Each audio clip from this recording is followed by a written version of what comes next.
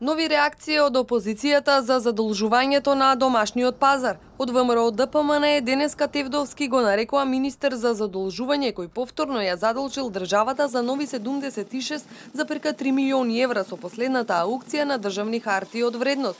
Од ВМРО ДПМН прашуваат дали овие пари се наменети за покривање на неспособноста на владата за водење економија или за корумпирање на гласачи пред локалните избори.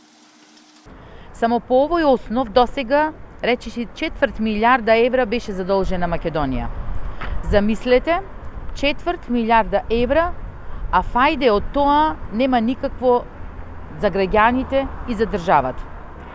Ако на овие 4 милиарда евра се додадат 177 милиони евра стопени девизни резерви, резултатот на расипништвото на СДС за овие 3,5 месеци е 420 милиони евра. Тоа се 3,7 милиони евра дневно потрошени пари. Граѓаните на избори ќе изречат казната за целокупната неспособност и неодговорност на владата на СДСМ.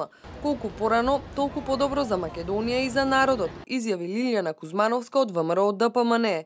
Министерот Тевдовски пак на отчетот за сработеното во првите 100 дена изјави дека до крајот на годината не е планирано издавање на еврообврзница, а дека буџетот ќе се финансира од домашно задолжување по пониски каматни стапки. Според календарот, до крајот на годината има уште 7 аукции на државни хартии од вредност.